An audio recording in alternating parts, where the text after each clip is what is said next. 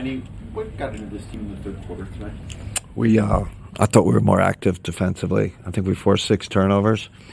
I think Dean had the first one, was at that steal on the wing, and that got us going. So before that, I felt like we were just kind of playing a little passively defensively. Turned it up. Thought that was the difference.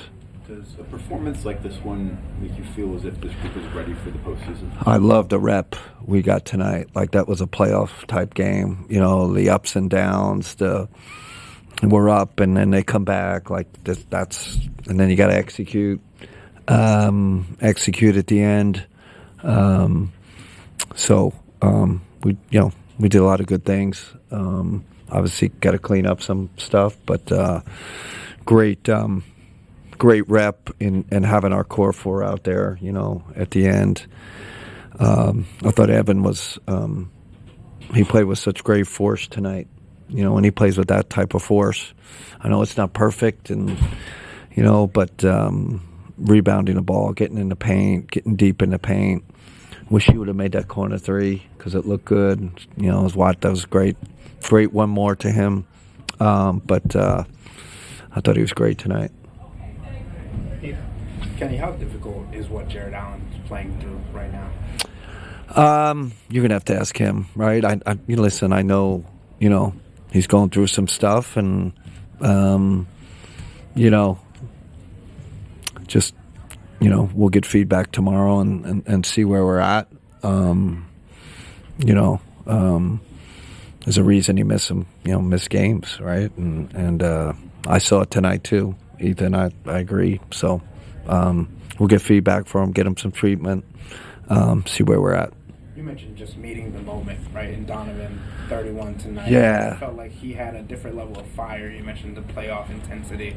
When he's playing to that caliber, do you think he's a 1A caliber player? Yeah. And Danny, that's what I forgot. It was the third quarter, and then Donovan getting downhill.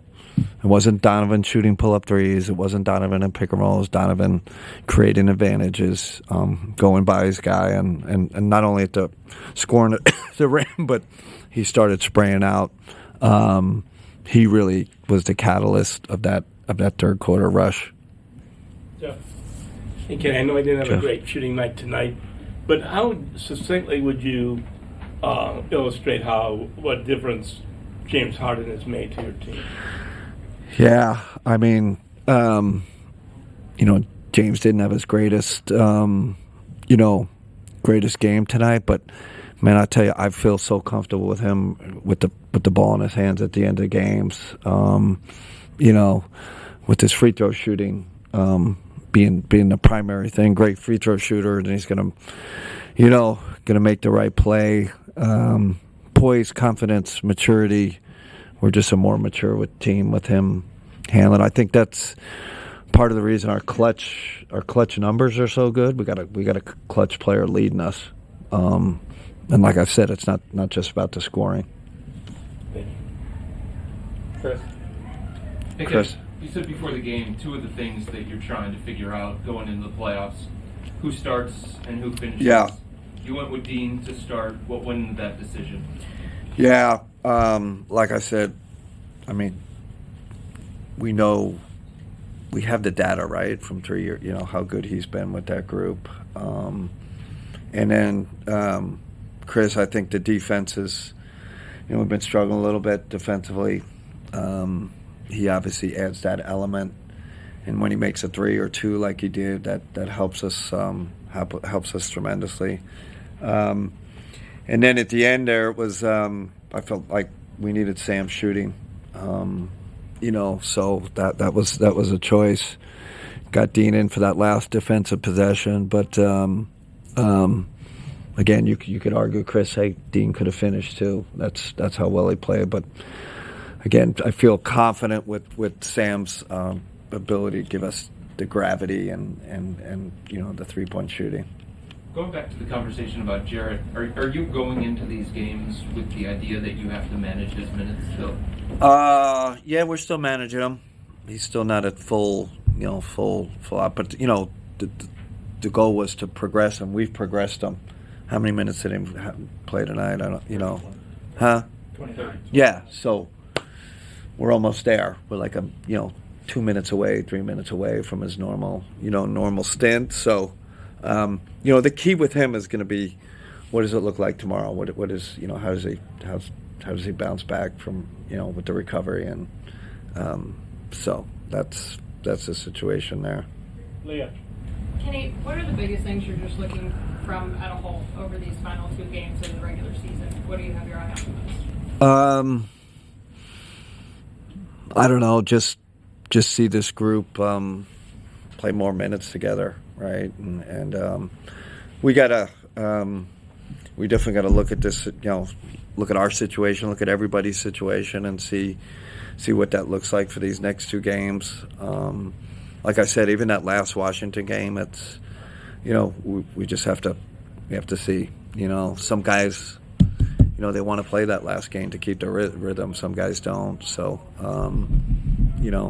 we're going to get together tomorrow morning and talk about our plan. Jimmy.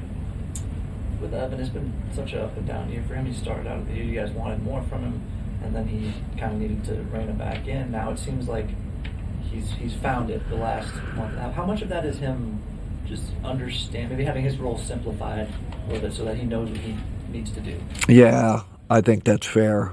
I think that's part of it. And then I just think there was a mentality switch post All-Star. I just think he, like I said, I keep saying he came back with a chip on his shoulder. Wasn't satisfied how the first part of the season went, and guys just must refocus, collect themselves, and we've obviously been really intentional about getting him the ball deeper in the paint, right?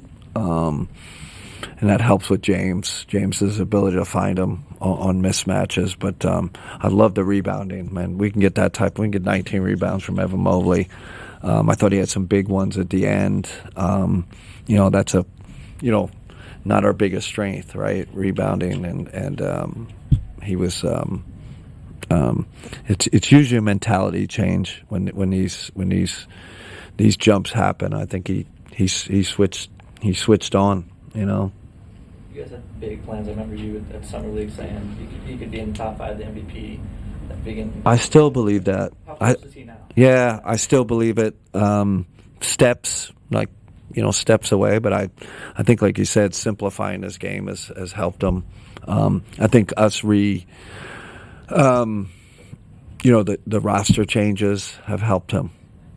That's part of it too. So, and the more reps he gets around, James.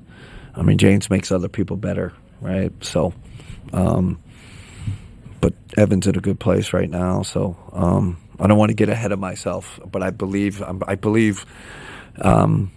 desperately in Evan Mobley. Like I think he's got everything. He's got all the tools and does it on both ends. I love Kobe always says he's a winning play. Like this guy, he's coming in the NBA and he's won right off the bat. Not a lot of guys can say that. Kenny, you just talked about rebounding. You held a lot of one and dones there in the fourth quarter. How'd you like the way you defense rebound? Maybe the number one key. I don't know what we ended up in the possession game. I know it. I think somebody told me in the fourth quarter we're like plus 11. They've been number one in the possession game post All-Star, and I knew that was the number one key. If we can control rebounding and turnovers, they're both involved in that equation, and keeping that team off the O boards, limiting their extra possessions. We play these guys in the playoffs. That'll be number one. That's their strength, and we kind of mitigated that tonight.